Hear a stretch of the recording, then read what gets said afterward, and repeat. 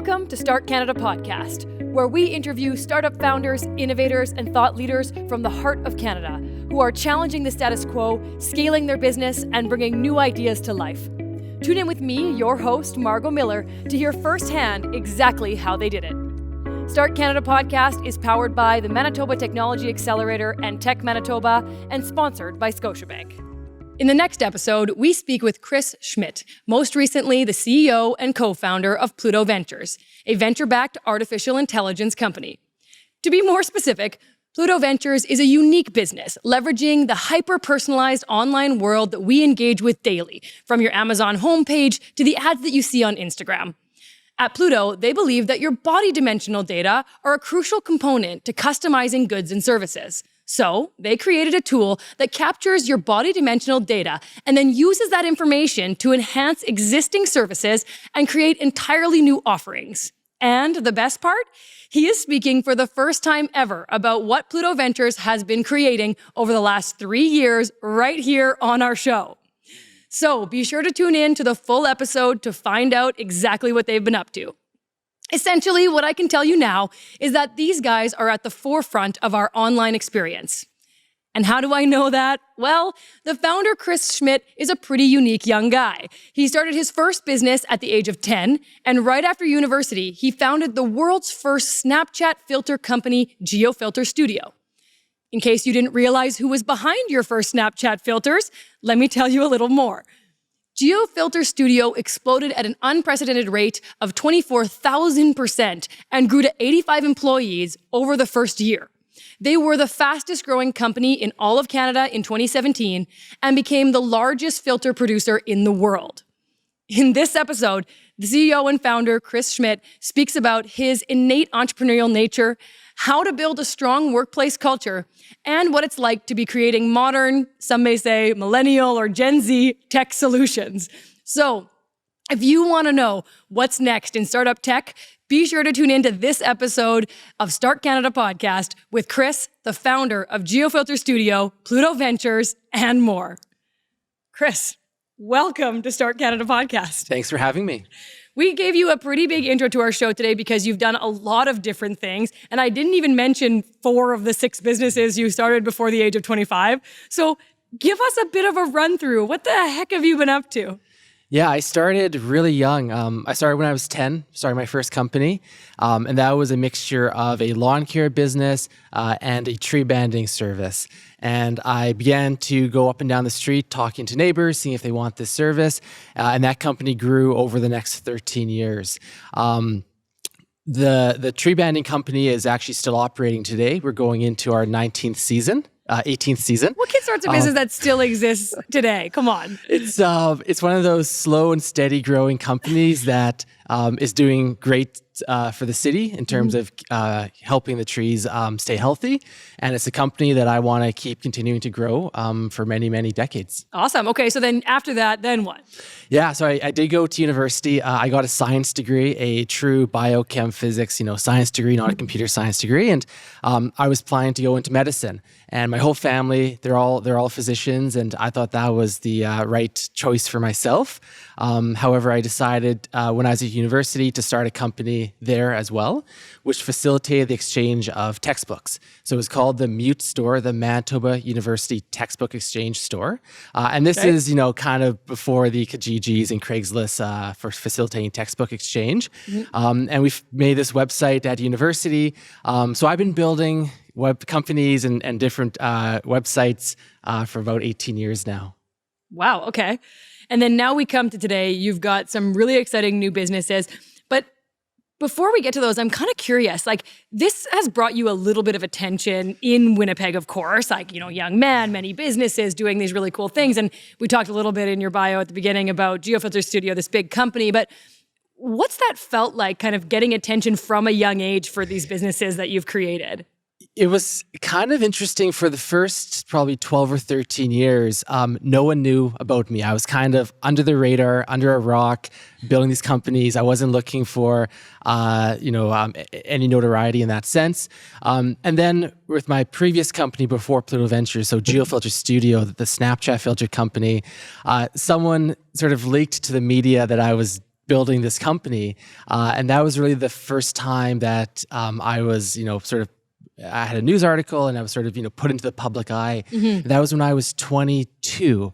And to kind of give you a kind of a sense of where we were at that company at that point, I had 85 employees at that point. So it was about a year and a half into the company. And then the Winnipeg Free Press kind of got this insider information that this was happening. And that was really the first time that people found out about me. So I've been doing this long before anyone really noticed. Yeah. Give our listeners too a sense of what that means at 22 to be managing 85 employees. Like, was it genuinely you at the top of the company and just you? Yeah, it was. I was naive. I thought managing people would be easy, and then I kind of got slapped in the face really quickly that it's the most difficult part of a business is managing people. Yeah. And I learned so many life lessons very, very quickly. And I definitely had other individuals at the company that helped and were part of, building that company. Yeah.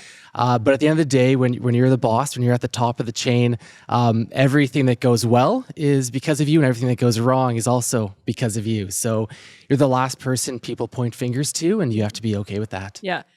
What's it like dealing with that at a young age when someone does point the finger at you? Did you have mentors or people to help along the way? Not really. And that's kind of one of the odd scenarios where I believe mentors are amazing. I think they can provide so much value. But when I grew up, I was never in a setting where there were mentors to look at. My family, they would talk about medical stuff and around the dinner table. We weren't talking business. So most what I learned was either through YouTube or watching videos or just whatever I learned online. Yeah. But there wasn't really one individual that I can point to that really, helped me along. And but now I've got quite a few mentors that help. Yeah. Okay. Speaking of your family, though, and kind of the things they talked about and looked at, I want to use this analogy of, how now when we watch NHL hockey players that are really good and you see them in interviews and they say, yeah, like I was always the kid, sheepishly they'll say, I was always the kid who was way better than everybody else, right? Like they knew at a young age, parents could watch them and see. Did something like that happen for you with business? Like would other parents look at you as a kid starting these businesses and go, wow, that kid's got something that other kids don't have? Yes and no. Okay. I never really told anyone that I was ever doing these businesses. So I played lots of sports growing up, and I was I had tons of friends, and I would never tell them that I had these companies on the side. So it was kind of humorous in my early 20s and mid 20s when people started to find out about my previous history of companies. I had some really good friends that I had known for 10, 12, 13 years that would message me and say, like, I had no idea you were doing this when you're 14. Like they had no idea about it. So, right. I guess I was never really too showy or flashy. So no one really found out about them. Yeah.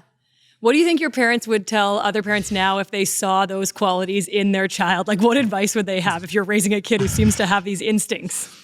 I think they would say to support it and encourage it. Yeah. And that's what they have done my whole life. Mm-hmm. And that was really the big reason I did not go into medicine, is because they actually encouraged me to initially, when I was building companies, when I was still in school and studying, they kind of said, when you aren't studying biochemical pathways, you're building businesses for fun on a Saturday night. So they sort of just said, what would happen if you spent all your time building a company? And they really encouraged me to try that. And then within a year, I had 85 employees. Wow. Okay. So they were really supportive. That sounds Super really great. Supportive, yes. Yeah. And now today, so you've had all these different businesses over the years. How do you stay focused on one idea? Because it's clear you're young and you're doing all these things that your brain's going many directions. Yeah, I have every day a million ideas that I would love to do. And it's the hardest thing is to focus on one, because that will lead to the best results for success. So I think being aware that I have to focus and realizing that I have a lot of ideas actually makes it easier to focus, because I am self-aware that is potentially an issue for entrepreneurs. Interesting. What kind of learner are you then? Like, are you someone who can really focus, or what do you do to learn? Yeah, I get quite obsessive of when I don't know something, I do want to learn everything about that. So for instance, the first time I had to do corporate taxes, I went to YouTube And I just started watching video after video after video about people doing corporate taxes.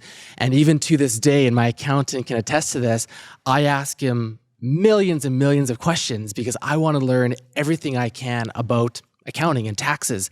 And when I have a accountant or a lawyer or these professionals that are willing to help me, that's actually a big reason why I know how to do many of these things is because I've learned from other people. And I'm obsessive of how do I know absolutely everything in that field. Yeah. And with everything you've learned, you've been asked to do a million presentations at this point, especially since, like you were saying, once the attention kind of was out there that you were this guy who's had all these successes, right? The business we're going to talk about soon with Geofilter Studio that you sold already at a young age. So what's that like being asked to do a bunch of presentations? And again, how do you balance that with actually getting the work done? It's been a fun change. So in the last 3 years now, I've done over 100 presentations. And then before that, I had done 0 in terms of my business career. So it happened really quick. As soon as I did the first one, they just started to happen and roll in and the emails and the messages. And I really enjoy it. I really enjoy being able to give back, to talk to whether it's high school students, university students, anyone in between. And what I try to do is I just try to be really, real and explain what I have done and the struggles I've had and the challenges of building companies. And it's been COVID actually has been a nice slowdown period where I was at the point where I was doing 2 or 3 presentations a week before COVID, and now I've been able to actually slow that down and kind of get some more work done. Yeah, that makes sense. Yeah. We're in this natural kind of time. Okay, and during this time, you've been building this amazing business, and we're going to talk all about Pluto Ventures and your big announcement of what you guys have been up to. But before we get there, because we're going chronologically here, just to give people a sense of what you've been doing, tell me about the very first business that you sold. So this is one, that really grew, which was Every Studio and Geofilter Studio, kind of sub-brands of one another. This was your first acquired business. The accolades under this business, I have here in case we want to list them off. Can you give us the big ones? Like what happened with that business? Geofilter Studio was basically a fluke. It was never intended to be what it became. Okay. So I was watching a YouTube video of Gary Vaynerchuk, and he was telling about a new feature on Snapchat where anyone can make Snapchat filters. And I thought, that would be an interesting way to make a little bit of money, just like a little bit. I was working on another project. I wanted some funding for it, so I thought I would make a few filters, just a few, and then I'd go back to my other project. We never went back to the other project. So we started to make Snapchat filters, and it was just the true definition of being in the right spot at the right time. So we grew, as you mentioned, 24,000% in the first year. And within 12 months, I had 85 employees to keep track of. By the end of that company, after 3 years, we had made 100,000 Snapchat filters that had about 6 or 7 billion views on them. You sort of lose track after the first billion. Yeah, right. But it's about 6 or 7 billion. And what was really exciting about that company was we were part of the most intimate moments of people's lives. So weddings, first birthdays, funerals, we would make filters for everything on that side, and then the corporate side. Give people a sense of that too, right? Just so they understand if they haven't really used Snapchat or used these filters. Like I was giving someone an example earlier saying, when you go to a Bomber game and you show up there and now because you're physically in that geographic area, you can get the Bomber filter.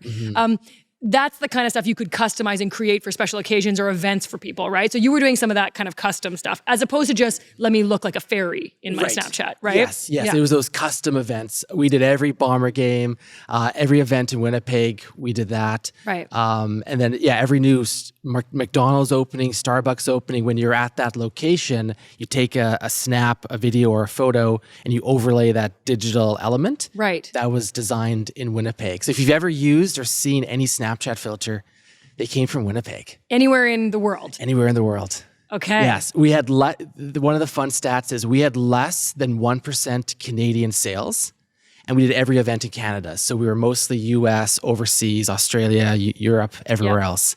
Yeah, and that's such an amazing story. I think this is, part of the reason we started this show, because so often there's amazing products and services coming out of the prairies, coming out of Canada that people are using, and they have no idea they came from here. And this is, the guy I'm talking to who's created some of these. We have amazing talent in Winnipeg. Mm-hmm. Okay, so keep telling me that story a little bit. So you got billions of users. You were even used in a Google case study that they still use to this day to showcase some of the positive things that you created. What else? Yeah, the driving force from the digital marketing aspect was the Google ad campaign that I just put together. And long story short is that Google one day essentially called me and said, "Do you realize how good your campaign is?" And I said, I know it's good because it's working, but they basically said it's the best campaign ever. So they use that campaign at Google as the case study for how to build Google ad campaigns. Mm-hmm. But once again, there was nothing magical or special I did. I just made the campaign and we were in the right spot at the right time. And it just worked. So, wow. And we made the first augmented reality face filter on Facebook for the Winnipeg Jets. We worked with Apple and on their AR platform, augmented reality platform. So, we did a lot of fun projects. And now that you were explaining to us how quickly that business kind of came about and how it was this kind of interesting pivot that happened as you thought it would be for fun. Because of the nature of how it happened, my understanding is you actually didn't have any need for investment up front, and you never did. No. Talk to us a little bit about that, because that's pretty impressive, I think, to people listening. And I think there's an assumption that all fast-growing companies are just given a sack of cash. Right. And then you just grow quickly. And Geofilter Studio is a great example of that is not the case. And on day one, we were cash positive. We made $20 on the first filter that we designed. And we just grew and I built a business model that actually made money. And I built a cycle that when we were able to basically fund our own company with our own money. And so it gives us full control of the company. And I didn't have to report to anyone. It gives you the freedom to build a company without having to report to investors. So we had no investments, we had no debt, and we always paid payroll. We never missed payroll, and we paid everyone from day one. So it was a company that generated money from day one. Was there a point with that business where you thought, wow, I might do this forever or for a really long time? Honestly, no, because it wasn't. It was great. Don't get me wrong. It was amazing, but it wasn't what I thought I would be doing for 20 years. I didn't plan to be running a design. At the end of the day, it was more of a design agency. I wasn't planning to run a design agency for 20 years. And that company got to such a efficient point about 2 years in where I could 100% leave forever and it would just keep running. So it was at that point where I realized my work here is done and I should probably move on. Yeah. That's so interesting. So then, okay, at the point where you think maybe it's right that I move on because this didn't grow from a seed of passion that I want to do forever, did you have to seek out someone looking to acquire you at that point? Were there people knocking on your door? What was that experience? When you build a company where the numbers look good, and it's the value that you're providing is obvious, and you don't have to overly explain what you do. You have people that message you and look at opportunities for either them to expand their existing services or to increase their top line revenue. There's so many applications when you build a company that actually generates money and provides value that there's a lot of people that are interested. So over the years, we had actually dozens of offers and people interested in taking the company. But for me, that process, at the end of the day, I wanted to make sure that was the right decision for the team and the company. So selling the company to someone in the US that would take the IP and everyone's job would be lost didn't make sense to me. So I would never do that. So it was really that was kind of the core aspect, is what makes sense for the company and the people at the company. Right. It's really interesting that even though this was a quick business for you in a way, it wasn't what it was intended, you still had that kind of essence at heart of really protecting the people in it. Yeah. You have employees that show up every day at 9 a.m. And you have to make sure that you take care of them. And they're there working for you. And my kind of methodology is it's actually the opposite. I'm there working for them. I'm the one taking out the garbage. You keep working. You keep doing what you're best at. In their niche special skill that's helping you. You're skilled at what you do. Let me take the garbage out. You keep working. So I'm really there to serve them at the end of the day. Can you tell us, Chris, at the time that the business was sold, what it was valued at? I have not told anyone. No. I've actually not even told the hard number to like friends or family. And I never was doing it for the money. What I say to that question is, I have the luxury and I'm fortunate to now be able to spend the rest of my life doing what I want, which is continuing to build companies. And I don't, I don't take that for granted. Yeah, okay, that makes sense.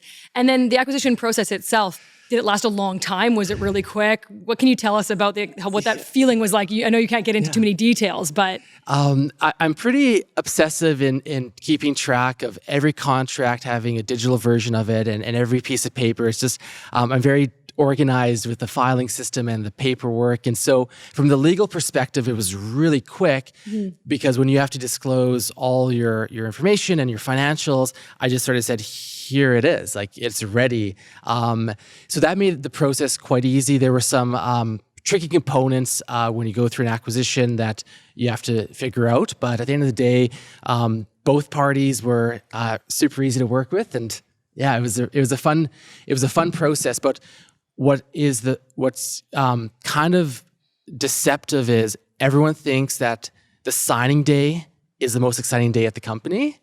And I wouldn't even say that day is a top 100 moment in that company's life cycle. Wow. So there were many, many, many more exciting days than the final signing day. It's great, it's wonderful, but at the end of the day, it's not why I build the companies. In this particular acquisition, did you have to stay on for a period of time afterwards as the CEO? Did they want that? I was able to move on to my other company. And that was sort of part of the deal was I wanted to move on to Pluto. Yep. And I was able to walk away the next day. And it was a good situation. Yeah. What was the emotion? What was the primary emotion? Sometimes people always talk about, it's called founder's regret, that once you sell or leave or exit a company, you have this regret. And I was anticipating that I would maybe have that, but I never had any of that. And I've never looked back once. And the reason that's the case is I was ready to move on. And when I signed those papers and I looked back on the previous 3 years, I had given every single piece of me. So there was no regret that I could have worked harder. I could have done this. I could have done that. It was, you're just exhausted and you're just like every kind of ounce of you was given to the company. Yeah. So when I left, and that was kind of how I know that was the right decision.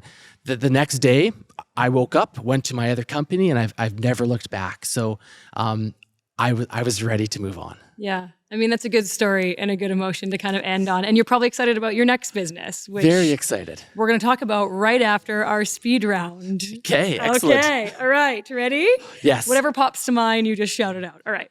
Describe yourself in a couple words. Ambitious, motivated, hardworking. Okay. What motivates you? The opportunity to build anything I can think of. What keeps you up at night? Not having enough time to build everything I want. Who's been the most influential person for you? Family, so parents, brothers, and girlfriend. Great. What is one thing in business that you're so happy you did? Realized very early on that your employees are absolutely everything and to treat them properly, and that you can have the best idea and the most money in the world, but if you don't have people, it doesn't matter. Yeah. What's most important for your mental health?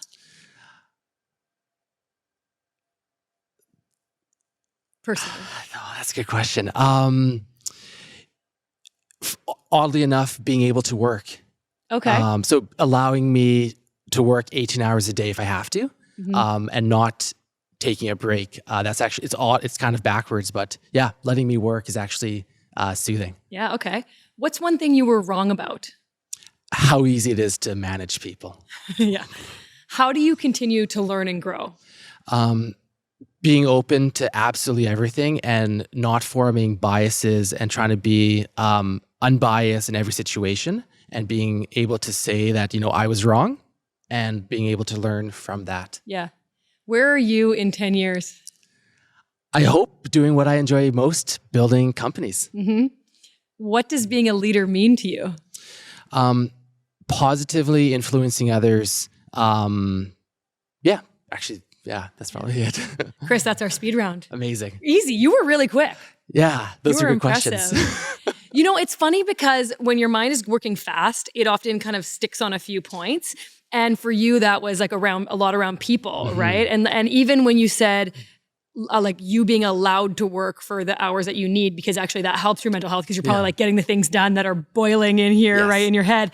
But that involves people because I think when you're saying that, you mean like your partner, your girlfriend, the people in your life, they don't get mad at you when you're doing that. So, you know, how hard was that to find people around you to allow you to have that space? So specifically, my girlfriend, when she met me, I was studying for the MCAT. And she thought maybe, you know, she's going to be with a physician as well. And she has seen the growth of 2 companies now. And what's been amazing, which I just can't really understand how she has never complained about anything ever. And there have been instances where I've been like 4 hours late to something, like not like 20 minutes. Like you're like way late. Like it's done by the time you get there. It's like lights are off, like it's over. And she has never, ever complained about anything. And I don't take that for granted because I know that is like rare. But she allows me to do what I want to do. But on the flip side, I realize that. So then in the moments that I am with her, I am with her. So I'm not on my phone. The phone is off. Right. That's I'm with her. An important aspect of it for sure. Because in my mind, you know, as you were saying that, I was thinking, how does he maintain relationships with these many hours, right? Most would assume that I'm maybe single or that no one would put up with my crazy schedule, which I like understand. Yeah. It takes a certain individual to date or marry an entrepreneur because I will never be home at 5 p.m. Ever. And you will very rarely even know what your schedule is for the day. Some days you have a whole schedule and the actual schedule that day is completely different than what you anticipated. So you need someone that's willing to, you know, things change and happen. And you need someone that can understand that. Yeah. And solve those problems with you when they come up and deal with it together. Yeah. Yes. Okay, so now you've moved, you have great support, you've had a great business under your belt already, and you're moving into using machine learning and algorithms to change people's experiences. And you started this business, you know, at the same time as you were describing as selling your last one, Pluto Ventures. But this was a few years ago now that you started Pluto Ventures, and no one's heard too much about what you're secretly been up to. So explain like what has been Pluto Ventures? What's the journey of it been? Yeah, Pluto Ventures is it's a funny company because we're 3.5 years in, and like you said, no one knows what we do. And it's kind of different from every other company that I've ever built, where on day one, you think of the idea, you build the website, you tell everyone you know. I've always been interested in how machine learning and artificial intelligence can solve problems. And so the purpose of Pluto was to take that technology to solve problems. And so I began incubating Pluto for about a year inside the Snapchat Filters company's office. And we were just going through iterations of building products, seeing what they could do, amazing products. And I would drive my developers nuts and I would just shelf that product and we would build something else. And where we are today is, and you did an amazing intro explaining this, everything is moving towards hyper-personalization, whether that's your Amazon homepage, your Netflix feed, the pesky ads on Instagram. And at Pluto, we believe your body dimensions, how you look, the shape of your body, is a key component in customizing goods and services. And so it took us 3 years to build a really simple tool that captures all of your body dimensional data in a few seconds with a unbelievably high degree of accuracy. And then the big question is, well, what do we do with that data? And there's kind of two thoughts to that. You can enhance existing data sets to further customize goods and services, or you can build entirely new products. Right. And so there are two sides of Pluto. There's an enterprise side where we have a product that plugs into existing services. And then there's a really fun side that we're building our own product as well. Yeah, and I think that's really interesting to kind of delineate the two, because there are people who have started businesses with some kind of goal in mind, like the ladder that you've described there, but that actually stop whatever they're building to just be a data business. Like the data is an industry now, right? And that's, I think, something that's quite new for many people to like wrap their heads around. So once you have all this data that you're capturing, you do have like automatically a second stream to what a revenue stream would be for you. Yes, you got to figure out what do you do with the data? Who wants that? Who wants the data? And that's always been a question that's actually the exact question I always ask is who wants this data? And who can use this data? And so then there's been obvious choices and opportunities of that. But I've also seen that there's an opportunity for us to do something on our own. Yeah. Well, let's talk about that. So you have My Body Dimensions, and now you have a product or service you're building. We're talking about it here today for the first time, Chris. What have you just launched? So we're building something that I never thought I would build because I understand how complicated this is to build. But we are building, it's really a fashion-first shopping e-commerce platform. And what it does is it curates your shopping experience to show you people with similar body dimensions and shopping behaviors. So you can really imagine it to Instagram shopping or shopping online, and your feed is curated to see people that look like you. And the trend that we're actually hitting on is when you go to a website and you want to buy a new item, you go to the review section. And you always look at the other reviews and you see that this person is 5'11", 180 pounds. There's a photo of them wearing the shirt and they're wearing a medium. You're trying to figure out how would that look on me? And you say, I'm going to wear a large because I like it a little bit more baggy. So we've digitized that trend and we've built a whole e-commerce platform, and it's incredible. It sounds incredible. And, I was taking a look at what you've allowed me to see in advance, and it's addictive already. And it's, and I was seeing it before we're even talking here today, before it was even kind of launched live. So that experience that I think people run into, and a lot of women, like all of my friends, half our feed is on Instagram or other platforms, is women we follow for the clothing because we like the outfits they're wearing and we get inspiration and we save them and whatnot. But they are often model size women that we're following, like a size 0, right? Which most of us are not. And so with your tool, we can follow people that are our same size, like you were describing, and you can skip that whole part of like trying to find in the reviews the scroll bit of who's like you. But so to those listening that haven't kind of seen the prototype yet, this is essentially like a social media platform in and of itself, but meant for you to find fashion. Exactly. That photo that you would upload to Instagram already with your new outfit on, you would upload that photo to our system, and you would tell us that you're wearing, a shirt that's a large from this brand. You would tag the items, and because we know your body dimensions, we can then show other people that photo and say, here's someone that looks like you. And they're wearing a large, so you would be a large. But what's also interesting is we can show people that you maybe like their style, but you're actually not their body dimensions. And so we can actually say that here's someone that you like their style. They typically wear a size 2, but because we know your dimensions and their dimensions, maybe you're a 0. You would tell us we're a 0 or we're a 4 or whatever instead. Exactly. Wow, okay. I'm afraid of how much time I'm gonna spend on this website. As you were building this, were you thinking that you wanted to build another customer-facing tool? Pluto was supposed to be a quiet B2B, business-to-business, enterprise, behind-the-scenes tool that's just the sort of a magical tool that does this thing that we can do. That people could like plug into what they're doing. Okay. Exactly. We had no intention of being consumer-facing. I had that consumer-facing fun with my last company, and it just got to a point about 3 months ago where I just kind of got fed up. I've talked to 200 brands around the world, the biggest brands, and we're talking about different integrations and options. And I just got fed up of everyone moves so slow. And I just said, I'm going to build the platform. We're going to build it. I have the right team, and we're just going to do it ourselves. And we just decided to 3 months ago just begin to build this thing. Which is wild because what you said earlier is Pluto's been around 3.5 years. This final idea came more recently. You've kind of been iterating for this whole time. How do you sustain that much of a business without revenue coming in? Now you've released this great thing that you're clearly really excited about that's sounding very cool, but how have you sustained a business that long? So unlike my last company, we have had zero revenue in 3.5 years. So we have investors that have given us money. They believe in the vision and the opportunity. And it's such a different mindset than a company that generates money, because at the end of the day, and which most people don't realize, I have people to report to. I have a boss. Now you have investors to report to, unlike last time. Exactly. So we need to hit milestones and goals, and we have to show progress. And there's like an additional pressure on me that I have to make things happen. And so we've had investors that has given us funds to basically build out what we're envisioning.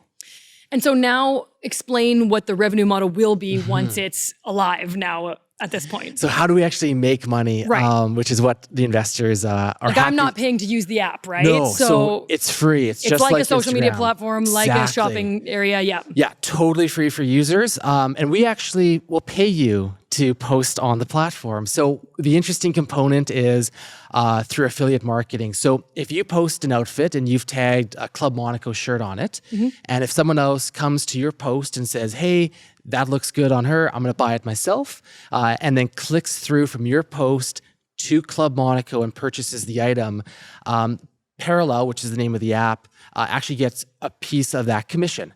And we will pay the content creator a piece of our commission as sort of a thank you for being part of our community. Wow, yeah. So we would actually pay you a portion of what we earn through the platform. You know how when people talk about social media, they think like, I wish I would have gotten on TikTok day one because I would have been able to have like so many followers. And maybe I could have had like affiliate links and made some money. Yes. So you're hearing this right now. This is like literally just launching. So if you get Parallel and you start uploading pictures of you, you could genuinely become like one of the main first people on there and make potentially some good coin. It's fun because I actually, I'm telling my friends, you should sign up for this service and grab the username like Chris or Sam or whatever. Right. Because you have this odd opportunity where you can be the first Sam on the platform. Right. Which you don't need to be Sam 1, 2, 3. Yeah. Exactly. You can be the OG Sam. Yeah. And you're absolutely right so I had 2 friends last week. We wanted to begin to stress test the system to see what could our servers handle. So I had 2 friends. I called them up. I told them what we were doing. I said, I need you to get just like a few people, like just like 10, 20 people. We have had hundreds of people sign up. And I've actually told my friends to like stop. And they said, we've stopped, but every time you invite someone, they can invite other people. Right. And we actually had to upgrade our servers this week just because of usage. And we're just beginning to launch some of the features in the coming weeks. But yeah, it's beginning to happen. And it's exciting. It's exciting talking to you about it. Tell me too, you were saying, how retailers will give you a cut if we find their items. So just to be really clear to people, like you upload these pictures, you're tagging your sizes, and then it's very easy. You can literally click a URL to go right to that real item in the store. But how do you get retailers to trust you and be willing to give you a cut from your, brand new website they've never seen in action before? Someone else has solved that problem for us. Okay. So we've been approved and we've been accepted into, they're called affiliate networks. And so there's other kind of middlemen that have already, got these contracts with these other companies. And so there's a third party that helps us facilitate those exchanges. So we have over 9,500 brands in our system at the moment. And we have affiliate partnerships with thousands and thousands of them already. And the main ones like Nike and H&M and Lululemon and all the big brands, but also the small ones too. So we want the small local brands as well on the system. Okay, well, that all makes sense. It is very exciting. It's exciting. From the beginning to now, going back to how you were saying, like, again, it was many years before this product actually came to be what it is today. How did you go about genuinely getting like good user research and understanding to pivot to get where we are? Like, why did you not end up launching something a year ago? What made you truly know it wasn't ready, but now this is? Like, explain that journey and how you get the real research. Oh, that's tough. And that has just simply been a feeling in me. So we've actually built, I think, 7 or 8 products at Pluto. And this is the first one that sees the light of day. And and don't get me wrong, every product we've built has been amazing, and I think they do quite well. But there's always just been this one thing, and it's a big piece of that is when I talk to other companies, and you're always like learning and gathering data. There was always a one component that was not perfect, and what I keep telling my team and the motto at Pluto is, we are here to build something great, not just something good. Mm-hmm. And so I keep pushing the team. I'm saying, we have the opportunity, we're in a position, we have this chance to build something great, actually special, amazing. And that's what we're pushing for. So it drives software developers nuts when you build a product and you shelf it. But we've been building products, iterating, learning. This is the one. Yeah, exciting. This is it, yeah. Tell me a little bit more about the people side then, because I'm curious, like your last business, you have quick wins, right? People can see the product going out, the filters going out, and people giving you feedback like, it works so well, we're so excited. In this case, it's the literal opposite. You've had years with none of that like feeling of seeing something come to fruition, which so many people want to see. But at the same time, in speaking to you in advance of today, I learned that in the 3.5 years, you've had no employee turnover at Pluto Ventures.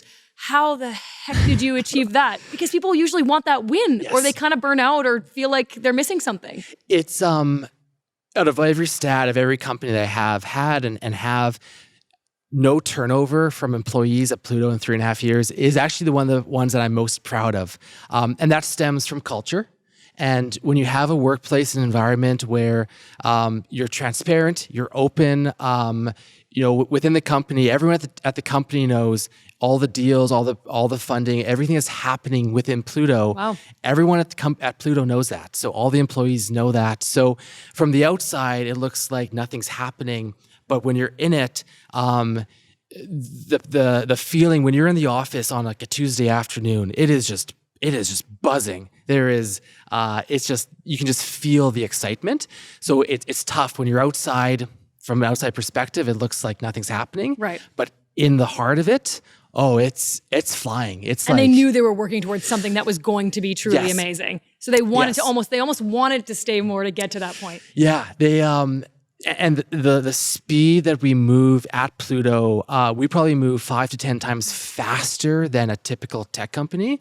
So the speed we build things is incredible. So you see it when you're there, you see things happening, and it's quite a special environment. Give us some like obvious cultural do's and don'ts at a company. So something that founders and owners always skip over because it takes time and effort is taking the time and effort to learn about your employees. Understand what ticks them off, what motivates them, what makes them happy, what do they actually like care about, and it's often not the money. And so sitting down, talking to them, having formal review sessions, but also on a Friday afternoon, just like hanging out with them in the office, taking the time to learn about your employees allows you to actually build an environment that they want to be in. So that is like the strongest recommended, do that I always say to founders is honestly, give a crap about your employees. On the flip side, don't treat them as these people that are trying to generate money for you. Once again, go back to the mindset of you're there to serve them. You want to build the environment that they can work, that they can excel, that they can grow. I tell my team that I'm upfront with them. I push them really, really, really hard. Deadlines, expectations. But I tell them I'm pushing them because I can see what they can become. And I want to get them to that next level. So I push them. We push the whole team to be to the next level, to get to the next level. Yeah, that's such a good anecdote there too. And I know from my past experience as well and working for some interesting business founders in my career. And one of the biggest things too was asking not only like what they would like motivate them, but how they like to be rewarded. Yes. So, you might have a pizza party every Friday, but are all of your employees moms who actually would way rather not hang out in that pizza party, but gone home an hour early to be able to pick up their kid and go to their soccer game? And that actually would have made the difference way more. Understanding how people want to be rewarded and really listening is such a key component too. Huge. Because not everyone enjoys a pizza party. 100%. And pizza parties are such good examples where you can be paying someone a ton of money and they get the fanciest computer and everything would be wonderful. If you tell them we have a pizza party on Friday and you don't have that pizza party, they will be more upset about that than everything else. Even though they have like all the best everything. Yeah. It's the promise. It's the promise. It's the small things that matter. And then you make a great point. Some people may want to go home. So give that option to people. It's just the environment is so open and transparent that it's everything about the company. How do you schedule time to lead your people? Ooh, well, that's a good question. No, because I actually believe that everything that I'm doing in every moment is leading. Okay. So, for instance, last night we were there. So Friday night we were at the office. Most of the team was there till about 10 p.m. I'm there with them, and so I'm the last one there, shutting off the lights. So I believe that my actions are leading, and I actually do very few like stand up hurrah type of. It's more of like, I'm here with you guys, let's work. Yeah. Yeah. I think that proving that you're going to work like harder than them or at least as hard is really important when you're asking a lot from people, especially. Yes. Chris, in what instances would you recommend to people to outsource work versus just hire internally? That's a great question. And I come across a lot of companies and startups that are outsourcing. I've always done everything in-house because I can find the people that can do it. And I believe at the end of the day that culture aspect is so important. So instead of outsourcing a software development project to someone overseas, I would rather create that job in Winnipeg, hire someone, 2-3 people, and create, economic, development in Winnipeg than just outsourcing to overseas. Yeah, and that's exciting for us. Yeah, that's great. Great anecdote for local. Chris, in this particular business, you did mention that you raised money to start up. Why were people willing to invest in something that had like no grounds to it yet? Give us a sense of how you actually got that money in your hand. So it's not for every investor to invest in a company where it's just an idea. So if you can find the right investors that believe really in you, and I've always said this, that my investors, they're not investing in Pluto. They're investing in me and my team. And obviously having a track record of success helps the situation. But yeah, it's not for every investor. And there's investors that say this is like an amazing opportunity. Take this money and do what you want with it.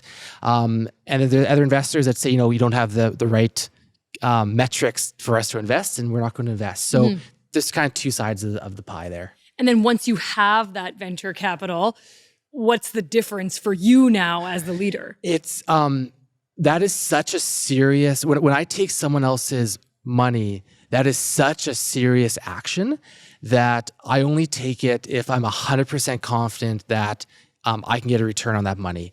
And so for the first year of Pluto, I funded it because it was such a uncertain time of the company.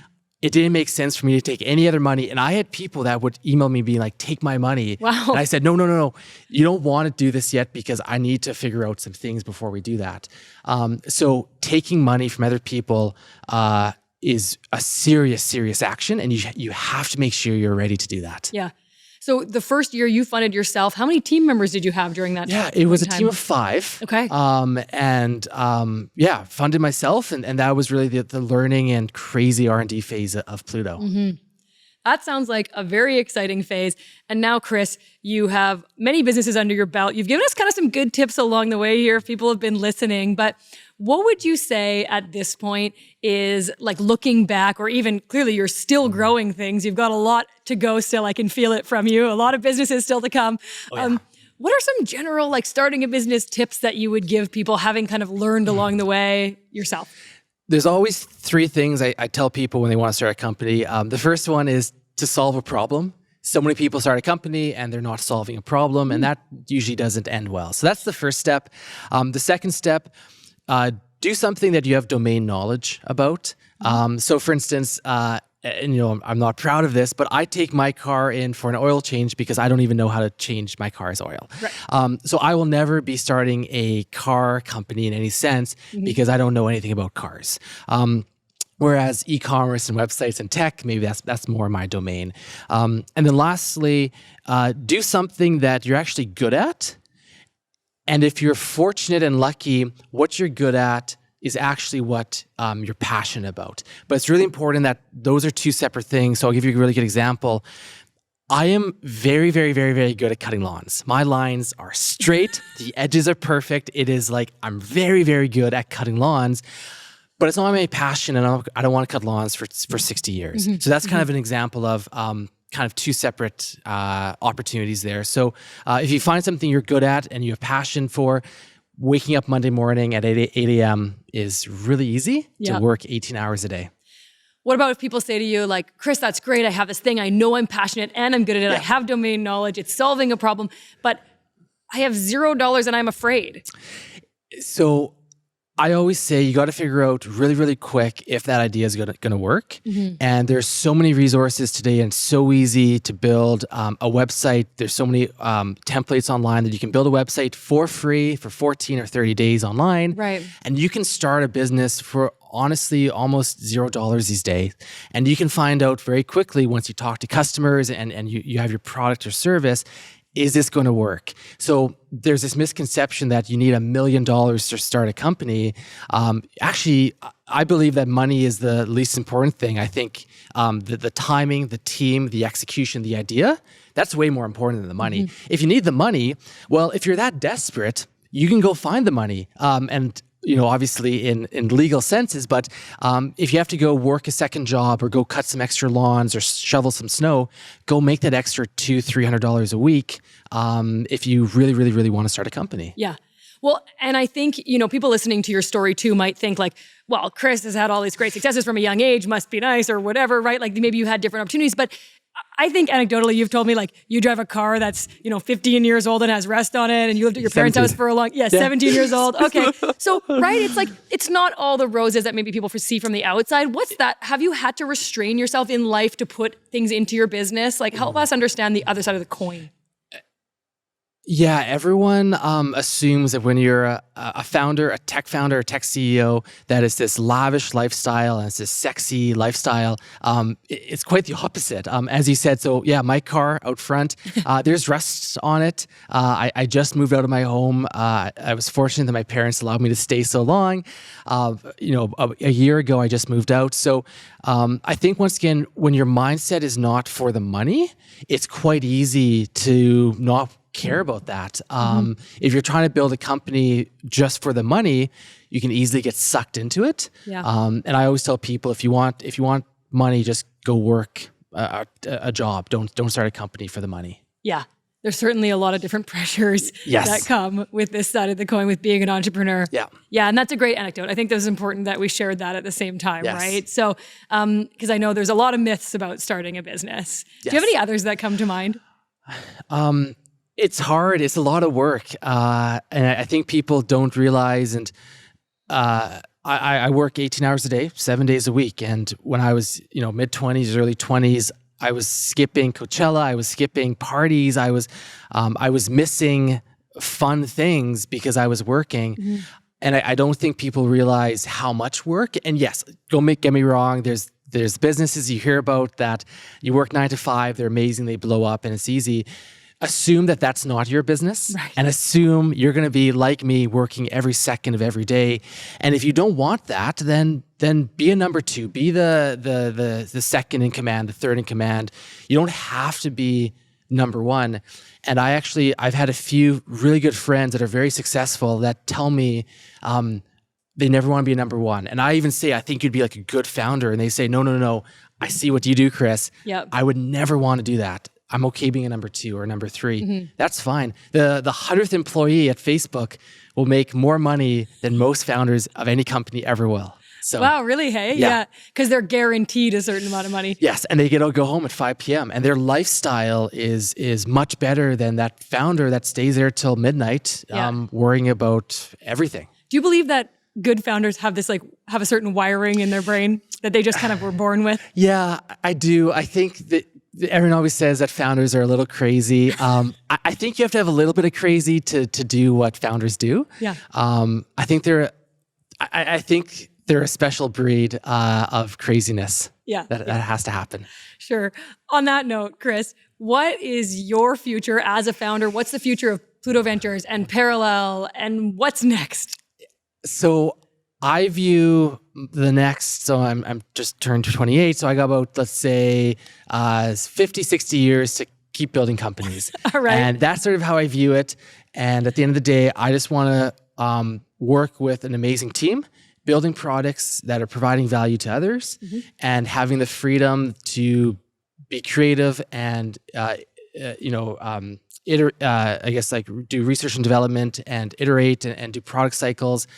That's what I wake up for every day to do. And I just want to keep building companies. I'm like addicted to, I'm kind of addicted to this, the hardest phase, which is going from 0 to 1. And I love the challenge of taking an idea in my head and trying to figure out, how do I actually make this into something? And that is what I'm, actually quite addicted to doing. Yeah. And that makes sense. I think that is that unique thing that you have, right? Because so many people have the 0, they have the idea. Yes. They have no idea how to get to 1. How to get to that. And in my head, it's like getting to 1 is this very simple series of steps that I have to do. But when I try to explain that to someone, they say, that's crazy. And so for me, that's just how I'm wired. Going from 0 to 1 is a very, very easy step for me. Well, Chris, you've just launched this exciting app. There's lots going on. Do you think that if people are listening and think, wow, I want to work with this guy on some one of his businesses, are you guys going to be hiring, do you think? Yes, we're always hiring. I was actually joking to someone about this.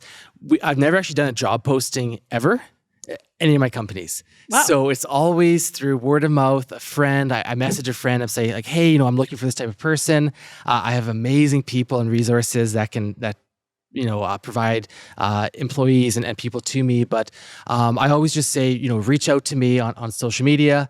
I've met people that have reached out to me and I've hired them 2-3 years later because it just wasn't the right timing. Yep. So I just sort of say, if you're interested in sort of maybe a hectic, crazy, fun environment, reach out to me. And when the time is right, we can make something happen. All right, there you have it. Reach out to Chris. You can find him. We'll link to all his many websites and projects in our show notes. And Chris, that's it. Thanks for being on the show today. Wonderful. Thank you for having me. Our pleasure. If you're looking to start or grow your big idea, catch more episodes like this one right here. Be sure to comment below, follow us on social, and don't forget to subscribe to the show. Just click the subscribe button here below, and every 2 weeks, we'll release a new episode with inspiring conversations and tips just for you. Thanks for watching.